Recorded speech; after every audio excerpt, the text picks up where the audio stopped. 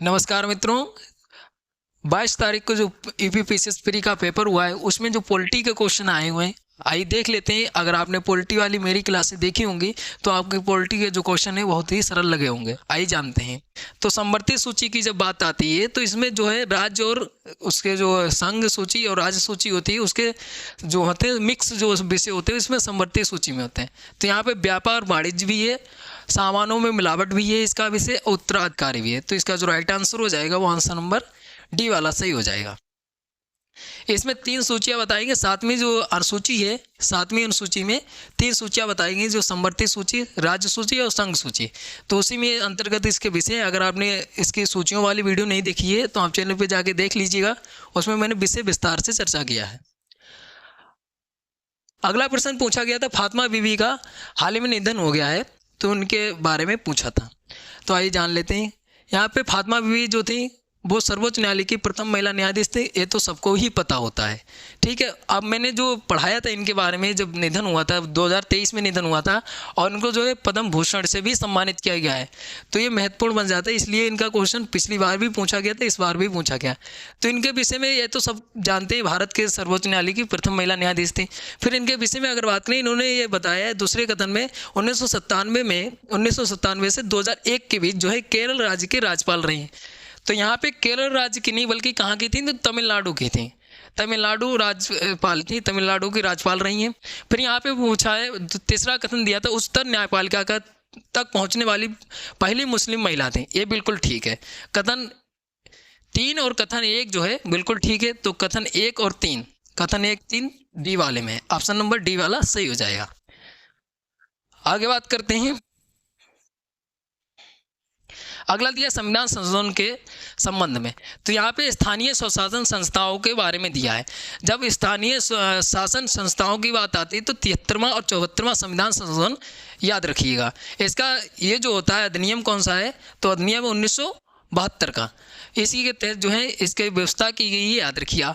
जो 73वां संविधान संशोधन हुआ था उसमें 11वीं अनुसूची को जोड़ा गया था और 74वां संविधान संशोधन जो हुआ था उसमें 12वीं अनुसूची को जोड़ा गया था। उसी के अंतर्गत जो है स्थानीय शासन संस्थाओं की बात की गई है। तो ये ऑप्शन नंबर ए वाला सही हो जाएगा। आगे बात करते हैं, संशोधन के बारे में दिया है। देखिए यहाँ पे संशोधन से 2 प्रश्न पूछे गए, तो आइए देख लेते हैं। तो यहाँ पे अगर बात करें संशोधन की, तो यहाँ पे जो 42वां संविधान संशोधन हुआ सबसे चर्चित रहता है ये 42वां संविधान संशोधन। ये तो 1976 में होता है। जब 1976 में 42वां जो 1976 में हुआ है, तो यहाँ पे ऑप्शन में देख लेते हैं पहले। इसमें 1976 का मतलब कि ये ए वाला होगा 3। ए वाला 3 में कौन से में दिया है, तो आइए देख लेते हैं। तो ए का 3, तो ए का 3 ए फर्स्ट वाले में ही है, ए का 3। तो यहाँ पे देख लेते हैं, यहाँ पे देख लीजिए। यहाँ 42वां जो संविधान संशोधन हुआ था वो 1976 में होता, तो ए का 3 पहले वाले में ही दिया है, ए ऑप्शन सही हो जाएगा। इसी के अंतर्गत जो है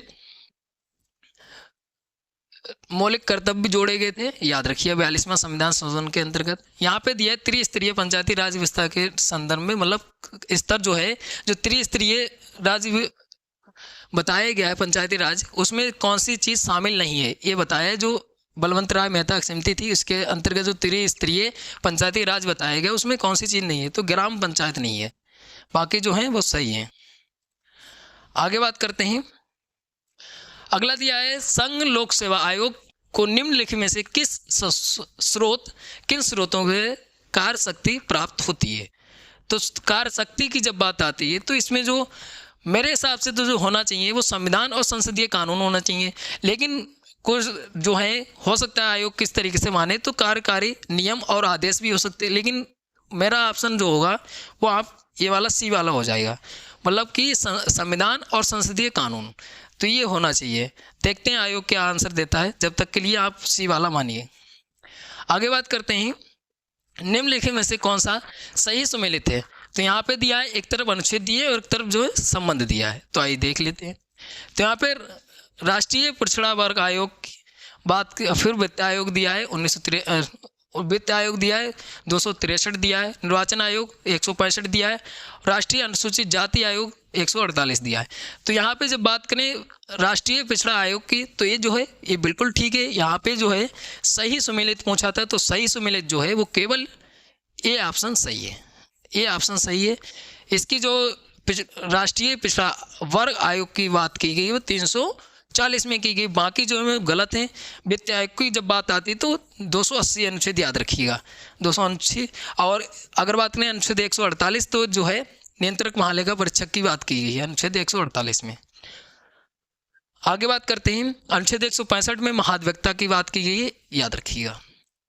आगे बात करते हैं यहाँ पे सही काला अनुक्रम की पहचान कीजिए। तो यहाँ पे जो राइट आंसर हो जाएगा वो आंसर नंबर बी वाला सही हो जाएगा, बी वाला आंसर सही हो जाएगा। आगे बात करते हैं, अगला दिया है कथन में, तो कथन में देख लेते हैं। तो यहाँ पे दिया है भारतीय संविधान का अनुच्छेद 352, जो अनुच्छेद 352 है वो किससे संबंधित है? राष्ट्रीय आपातकाल से संबंधित है। अब यहाँ पे एक घोषणा संबंधित है जो अनुच्छेद है राष्ट्रीय आपातकाल से। फिर यहाँ पे जो कारण दिया है इसमें कारण बताया आपातकालीन स्थिति में किसी भी आपातकालीन स्थिति किसी भी समय उत्पन्न हो सकती है। तो यहाँ पे तो बिल्कुल बात ठीक है, कभी भी स्थिति जो है इमरजेंसी की स्थिति उत्पन्न हो सकती है। तो जैसे कि अभी अगर देखा जाए तो जयपुर में भी घटना हुई है, तो उसमें भी रोड जाम कर दिया गया, तो ये इमरजेंसी की स्थितियाँ होती हैं, तो वो तो कभी भी उत्पन्न हो सकती है, बिल्कुल ठीक है। तो और अनुच्छेद जो 352 है वो जो है आपातकाल से संबंधित है। तो इस जो है ऑप्शन जो हो जाएगा वो ऑप्शन नंबर बी वाला सही हो जाएगा। आगे बात करते हैं, अगला दिया है समय से संबंधित, मतलब पहले से लेके और आखिरी तक समय बताना है कौन सा सही होगा। तो इसका जो होगा हो जाएगा वो ऑप्शन नंबर बी वाला सही हो जाएगा। ब्रिटिश संसदीय प्रतिनिधि मंडल का दिल्ली में आगमन पहले आएगा, फिर आएगा कैबिनेट मिशन की घोषणा, फिर ये वाला सही हो जाएगा, बी वाला ऑप्शन सही हो जाएगा। आगे बात करते हैं, अगला दिया है जो अनुच्छेद 19 से सबसे महत्वपूर्ण है, अनुच्छेद 19 वाला सबसे ज़्यादा पूछा जाता है। अनुच्छेद 19 जो है किससे? तो वाक अभिव्यक्ति की स्वतंत्रता की बात करता है अनुच्छेद 19।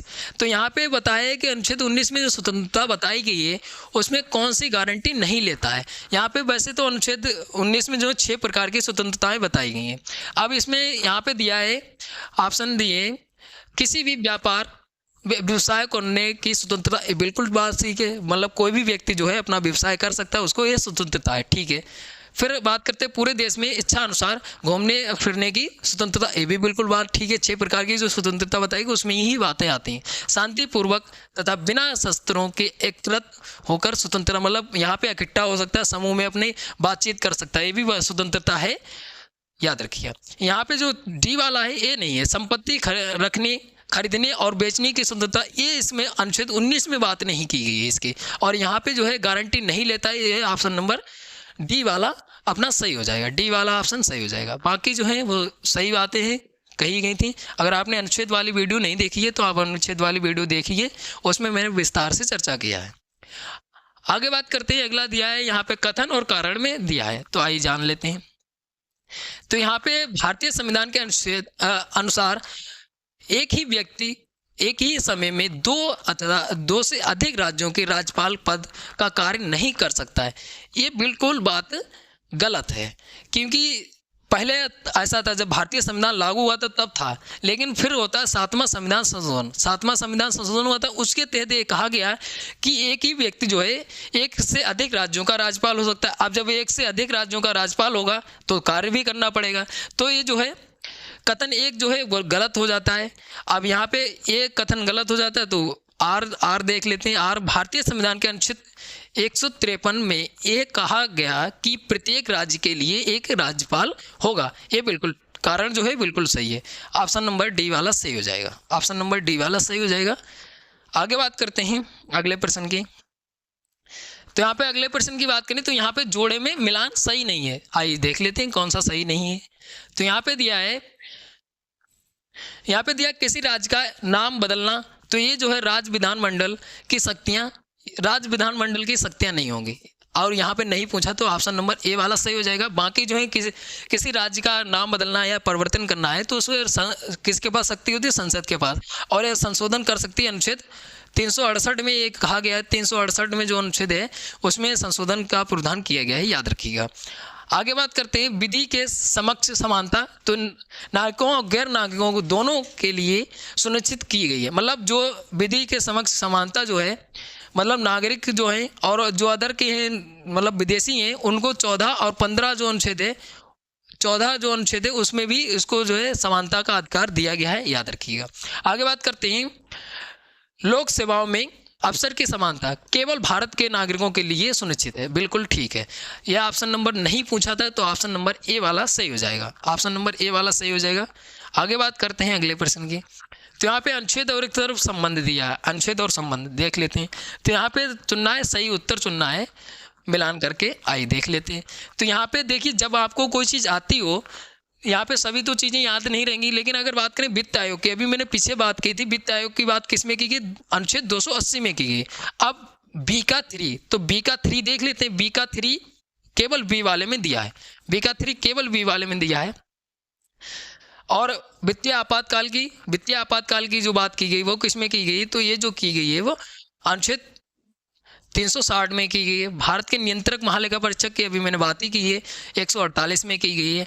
और देखिए जो करंट का होता है, करंट जब अभी नियुक्ति हुई है भारत के नियंत्रक महालेखा परीक्षक की, तो ये करंट का जब परीक्षा बनती है उससे 2 महीने का पहले का नहीं पूछा जाता है, लेकिन वो स्टैटिक पूछ सकता है, क्योंकि नियंत्रक महालेखा परीक्षक की नियुक्ति हुई है के संजय मूर्ति जी बनाए गए।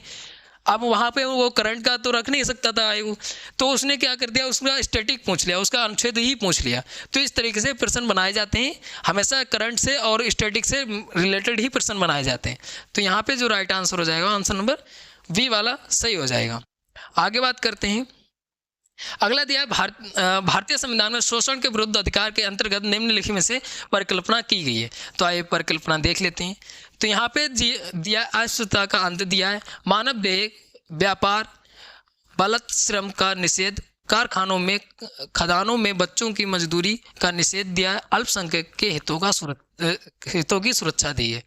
तो यहाँ पे अगर बात करें, जो मानव देह व्यापार और बालक श्रम का निषेध जो है वो ऑप्शन नंबर कथन 2 जो है और 3 जो है, कारखानों में जो निषेध किया गया अनुच्छेद जो है 23 में किया गया है। और अनुच्छेद अगर 24 में बात करें तो अनुच्छेद बालक श्रम की जो बात की गई अनुच्छेद 24 में की गई, याद रखिएगा। तो ये अनुच्छेद भी याद रखिएगा, बाकी जो है वो नहीं है अल्पसंख्यक हितों का। तो इसका जो राइट आंसर हो जाएगा, परिकल्पना पूछिए शोषण के विरुद्ध, तो ये ऑप्शन नंबर सी वाला सही हो जाएगा। कथन 2 और 3 सही है। आगे बात करते हैं। अगला प्रश्न दिया, भारत के संविधान में निम्नलिखित में से क्या कथित है? तो यहाँ में जान लेते हैं। तो यहाँ पे अगर बात करें, ये बहुत सरल प्रश्न था, सबसे सरल अगर पॉलिटी में देखा जाए तो यही प्रश्न था। क्या था? यह राष्ट्रपति संसद के किसी भी सदन का सदस्य नहीं होगा। बिल्कुल ठीक है, संसद राष्ट्रपति और दोनों सदनों से मिलकर बनेगी, तो ये बिल्कुल बात ठीक है। अगर पूछा जाए राष्ट्रपति सदन का सदस्य होता है तो नहीं होता है, लेकिन वो जो है अंग होता है। अंग कितने होते हैं संसद के? अंग कितने होते हैं? 3 होते हैं। कौन कौन से? तो लोकसभा, राज्यसभा और प्रेसिडेंट होता है। ठीक है, अब यहाँ पे जो है कथन 2 और कथन फर्स्ट वाला, ये बिल्कुल दोनों सही है, ऑप्शन नंबर सी वाला सही हो जाएगा। अगर आपने संसद वाली और प्रेसिडेंट की वीडियो नहीं देखी है तो आप चैनल पे जाके देख सकते हो, मैंने विस्तार से उस पर चर्चा किया है। आगे बात करते हैं। अगला प्रश्न दिया है, कथन पर विचार करना है और सही उत्तर चुनना है। आइए देख लेते हैं। देखिए इसमें भी थोड़ा सा डाउट है, अगर देखते हैं आयोग क्या आंसर देता है। यहाँ पे प्रश्न पूछा है, भारतीय संविधान में कोई संशोधन लाने का उपक्रम किया जा सकता है। तो यहाँ पे अगर बात करें, जब संशोधन की बात होती है तो सबसे पहले लोकसभा में प्रस्ताव आता है, विधेयक आता है, फिर उसके बाद विधेयक जब लोकसभा से पारित होता है तो राज्यसभा में जाता है, और राज्यसभा से फिर अनुमोदन के लिए कहाँ जाता है? प्रेसिडेंट के पास। अब यहाँ पे बताया कोई संशोधन लाने का उपक्रम, तो सबसे पहले लाया तो लोकसभा में जाता है, अब फिर उसके बाद ये राज्यसभा आती है, फिर आता है जो प्रेसिडेंट होता है। अब यहाँ पे हो सकता है ये तीनों ऑप्शन सही हो और तीनों कथन सही हो, या फिर एक हो सकता है। मेरी राय से तो एक ही होगा, जो लोकसभा होगा इसका राइट आंसर होगा वो वी वाला होना चाहिए। बाकी देखते हैं आयोग क्या आंसर देता है। अगला प्रश्न दिया है, भारत के निर्वाचन आयुक्त के निम्नलिखित में से कौन से कार्य हैं? तो यहाँ पे देख लेते हैं। यहाँ पे बात करें तो नगर पालिकाओं, नगर नियमों के लिए निर्वाचन करवाना, ये बिल्कुल गलत है। तो एक कथन और दो कथन सही हो जाएगा, ऑप्शन नंबर बी वाला सही हो जाएगा। आगे बात करते हैं। अगला दिया, निम्नलिखित में से कौन सा सही सुमेलित नहीं है? तो सही सुमेलित नहीं है तो ऑप्शन नंबर डी वाला सही है। सही सुमेलित नहीं है, दंत बाला समिति जो है ग्रामीण ऋण से संबंधित नहीं है। आगे बात करते हैं और पॉलिटी का लास्ट जो प्रश्न है, निम्नलिखित में से कौन सा एक सही सुमेलित नहीं है? तो सही सुमेलित नहीं है तो ऑप्शन नंबर वी वाला सही है, नहीं है। अनुच्छेद 155 में जो है जो राज्यपाल है उसको हटाने की बात नहीं की गई, बल्कि उसकी नियुक्ति की बात की गई, मतलब अपॉइंट की बात की गई है, अपॉइंटमेंट की बात की गई है।